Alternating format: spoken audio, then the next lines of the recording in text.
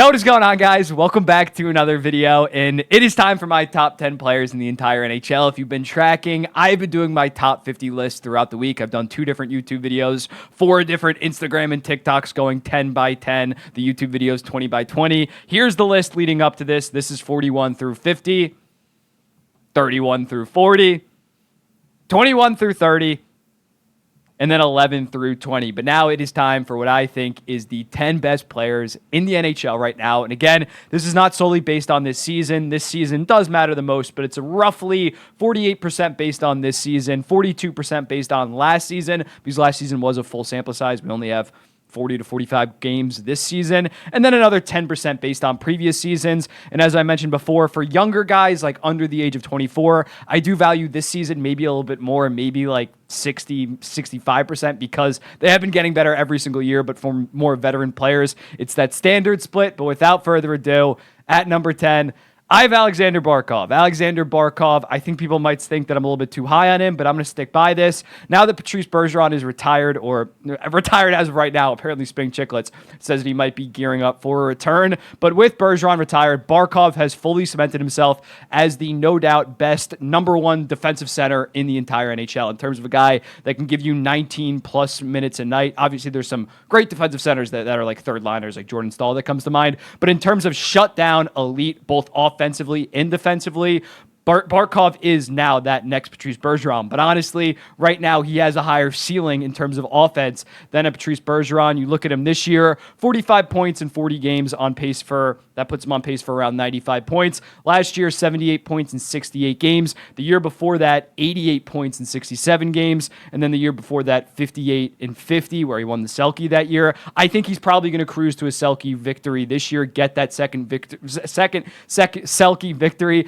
as well as put up mid-90 points. And just when looking at him, yes, Sam Reinhart has maybe been the better player in terms of stats. I still think it is Barkov that does drive that line for sure. He is the best offensive player on that line. Reinhart's finishing at an extremely high rate, but guess who's feeding him the goddamn puck? It is Alexander Barkov. His goals are down a little bit this year. He only has 11 goals in 40 games, but this dude did have 39 goals in 68 games 2 years ago, so he can still get 30, 35 goals in a season. I think he's shooting at a very low percentage. He's a better goal scorer than he is performing like right now, similarly to a Matthew Tkachuk that I talked about in the last part. But Barkov, 95 points, Selke level defense, best defensive center in the entire league. I have him number 10 in the entire NHL. Feel free to argue with me. I understand the offensive ceiling isn't as high as some other guys, but I really like Alexander Barkov's overall game. Next up, at number 9, I have Adam Fox, and I've had Adam Fox very high in previous iterations of this list. I do think he's having a bit of a down year, but still a down year for him is 28 points in 32 games. He obviously missed 3.5 weeks, as well as solid defensive results. But when you look at his previous 3 seasons where he had 72 points last year, fantastic defensively. I personally think that he should have won the Norris over Erik Karlsson. The year before that, 74 and 78, also great defensively. Somehow wasn't even a Norris finalist that year, but Hedman, Josi, and Makar were great in their own right. And then the year before that, 47 points in 55 games, where he did win the Norris. So he has been a definite top 4, top 3 defenseman consistently each of the last 3 years. In my opinion, is still the number 2 defenseman in the entire NHL. Overall, yes, you can make a case Quinn Hughes has been better this year, but I still look at the overall body of work, and especially from a defensive side, I still think Adam Fox is the better defenseman. And again, bad down year, and it's still good, pretty solid defensive results in around 70, low to mid 70 point pace. And when you look at him this year, a main thing that is not really clicking is him and Ryan Lindgren. Last year, him and Ryan Lindgren played almost 900 minutes together, had a 54.6% goals expected goals percentage. This year, that is 46.8 in around 300 minutes. So they're not clicking on the same rate. I think it's more so Lindgren regressing. I don't think Adam Fox is really falling off. He's still been solid in his own right, but they definitely need to start clicking. The Rangers have been able to obviously survive and thrive without them playing at their best. But I still think going forward, Adam Fox is the second best defenseman in the entire NHL. I got to see Quinn Hughes probably do this next season and outplay Adam Fox before I say that he is no doubt the better player than an Adam Fox. Number 8, this might be controversial, but I have Leon Draisaitl not cooking nearly the same compared to last year. 21 goals, 25 assists for 46 points in just 40 games. Last year, obviously tore it up, 52 goals, 76 assists for 128 points. But when you look at it, last year, a lot of that production came on that power play. When they had the best power play percentage, they were at 32%, absolutely tearing it up. When the power play isn't as good, when he's not playing on the greatest power play of all time, his numbers have obviously fallen off a decent amount. Not calling him a power play merchant, but he definitely was inflated last season from the power play. And when you look at him this year in terms of even strength, he's not even like a top 20 player in the goddamn NHL. And yes, he has been stuck to wingers like Evander Kane, Connor Brown, Warren Fogle, and McLeod. It hasn't been good in terms of the talent around him. But if you are this top 5, top 4 player that we were expecting, I do expect more in terms of even strength to be producing at a high level, especially when looking at a guy like Leon Draisaitl that doesn't really provide a lot of defense. He's not a good defensive center. So when looking at that, you look at McDavid, RNH, Hyman, they are absolutely clicking, but Draisaitl on that second line hasn't really been able to find his own groove. So when looking at him, still a great player, still a no doubt top 10 player, but the production has not really been there, and it seems like he's definitely the number 2. It's not a 1A, 1B between him and McDavid like maybe we thought last year. He is still definitely that number 2. Still the best second-line center in the entire goddamn NHL, but I do think we did overrate Leon Draisaitl a little bit last year. I never had him as my second-best player in the NHL. I've interchanged him between like 3rd, 4th, and 5th, so I was never like the highest on him. People that said he was the consensus second-best player in the NHL, I always push back on that. Draisaitl's still an absolute stud, but there's guys having far better seasons this year, and Draisaitl just has not been the same player this year compared to last year, where he did play on that power play, and he did play a lot of even strength time with McDavid last season. Number 7, David Pastrnak. Pastrnak last year, 62 goals, 51 assists for 113 points, Hart runner-up, led the Boston Bruins in goddamn scoring by 46 points. The next closest guy had 67 points, which was Brad Marchand. This year, 26 goals, 35 assists for 61 points in 43 games. Yet again, putting up a Hart caliber year for the Boston Bruins, putting that offense on his goddamn back. One of the best snipers in the entire NHL.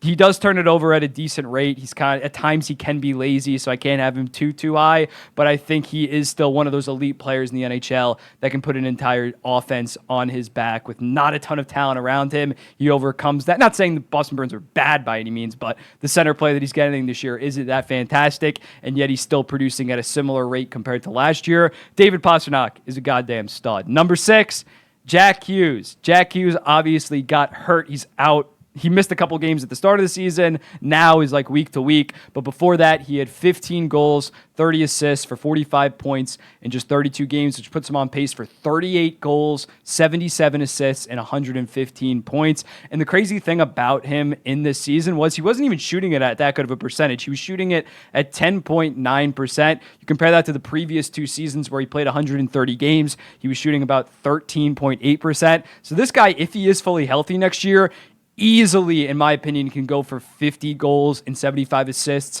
and put up like a goddamn Nathan MacKinnon kind of stat line that Nathan MacKinnon's doing this year. Nathan MacKinnon's on pace for like 50 points, but that 150 goals, but that 125 point pace for Jack Hughes next year is not out of the question. He, in my opinion, is one of, if not the best player in transition. I know McDavid has had that title for a while, but his numbers this year in transition were better than McDavid's. He's such a fantastic skater, although he falls down a shit ton of times. That's why he got hurt this most recent time. He's somehow the most clumsiest player ever on skates, but also just such a dominant skater. And now that his shot has really came a long way since his rookie year, he is definitely a top 5 center in the NHL, and in my opinion, the 6th best player in the league. At number 5, this can be controversial, I got Nikita Kucherov. 113 points last year, but only 30 goals. Then this season, he's become a goal-scoring machine. Similarly to our Temi Panarin, he is shooting it a shit ton more. 187 shots on goal this year in 42 games, which is 4.3 shots per game. Compare that to last year, 3.3 when he only had 30 goals. He has 28 goals, 44 assists for 72 points in 43 games, on pace for 53 goals. And when you look at it, it is pretty sustainable because he's only shooting 15%. Again, going back to that increased volume, he is a career 14.5% shooter, so it is not ridiculous to think that he will put up this 50-plus goal season. He is one of the best playmakers in the entire NHL. The only reason I don't have him higher, doesn't do anything on defense. The dude is pretty allergic to playing defense, but I do think in terms of an offensive player, no doubt one of the best offensive players that we have in the entire league. And when you look at his track record over the last 5 years, yes, he has been hurt, but since that Hart-winning season, including that Hart-winning season, the 5 seasons since, he did miss the COVID-shortened season, or the COVID-shortened season, he went on LTIR, then won the goddamn Stanley Cup. But in those 5 seasons, he's been on 40-goal, 79-assist, 119-point pace in those 5 seasons. So he has just missed a ton of games, but he has been as consistent as it gets in terms of racking up points. But I do have someone at number 4 that maybe is not the playmaker, but does play far better defense, and that is Auston Matthews. Auston Matthews, I would say like 70% chance that he wins the Rocket again this year. 34 goals in 41 games. Yes, that is 68 goal pace. He only does have 17 assists this year, so his playmaking hasn't been as good. I think it's more so his teammates around him aren't really finding the back of the net as much. I still think he is a pretty elite playmaker. Obviously can drive his own offense, but when looking at him, he's also very solid defensively. Not 2022 when he was like near Selke level, but he is still above average defensively. He is that perfect two-way goal-scoring number 1 center that you dream of, and I think he does have somewhat of an argument for the second best player in the entire NHL. Kucherov does to a degree as well, but when looking at Matthews, I think you could make an argument that he is the second best player, because what is the most important thing in the game of hockey? It's goal-scoring. Who's the best goal-scorer in the entire league? It is obviously Auston Matthews. Number 3, though, I have Cale Makar. Cale Makar had been my number 2 since he won the Cup in 2022. Obviously had 29 points in 21 games, absolutely balled out. Does fall back to number 3 now, and he's still having a fantastic season. He's probably going to put up career highs because he has 52 goddamn points in 41 games. And when you look at what he's done prior, last year he had 66 points in 60 games. Somehow got nominated for the goddamn Norris, finished 3rd. I don't think that he should have personally, but he would have won the Norris if he played even like 70 games last year. Then the prior year, obviously 86 and 77. Then even in the COVID-shortened season, he was the Norris runner-up, but he missed like 7 games. He probably would have won it there. So there's a real case. He has been the best defenseman in the entire NHL the past 3 years. Yes, you could say Quinn Hughes has been better this year, but again, I don't think you could say Quinn Hughes off 1 year should jump a Cale Makar and not a Adam Fox. When looking at Cale Makar, just such a dynamic player, fantastic defensively. Defensive numbers have fallen off a little bit this year, but it's more so Devon Toews has kind of fallen off. But he is just the best skating defenseman in my opinion. Fantastic hands, such a dangerous goal scorer. He's been consistently posting 20-plus goal pace every single year as a defenseman. That is such a rare thing to do. So when looking at Cale Makar, definitely still the best defenseman in the entire NHL, although he's maybe not having as good of a season compared to the past 2 years. Offensively, his production has been the best yet. Underlying numbers aren't as good, but Cale Makar is still amazing. And at number 2, Nathan MacKinnon. Nathan MacKinnon last year, 111 points in 71 games, which was a 128-point pace. This year, 72 points in 45 games, on pace for 131. He's playing an absurd 23 minutes in 9 seconds. 23 minutes and 9 seconds a night. That is unheard of for a center. His defensive numbers have also risen despite playing even more. He has never been he's never been a defensive center. He's been like in the bottom 10% in defensive analytics. He's actually above average right now. Not going to win the Selke by any means, but he has been playing far better defensively in the season where he is playing the most every single night. So I'm looking at a guy like Nathan MacKinnon, amazing skater, has insane acceleration while skating. Just looks like he's shot out of the cannon at all times. Can give you 40 to 45 goals now. His shot has come a long way. A very quick and snappy release. So I'm looking at Nathan MacKinnon right now. I think he is the second best center in the entire NHL. I would take him over an Auston Matthews. It's definitely close, but I would go Nathan MacKinnon. And at number 1, Connor McDavid. I mean, when you're down year, is 58 points in 38 games for 125-point pace. That's his down year. That's like, dude, what are you like? You're not living up to expectations. Obviously had a really tough start, got hurt, came back, what appeared to be a little bit too early. But Connor McDavid is still the best player in the entire NHL. Last year, 153 points, became like the 6th guy in NHL history to do that. And you look at his line this year, RNH and Hyman, I mentioned it when talking about Draisaitl, how they're cooking.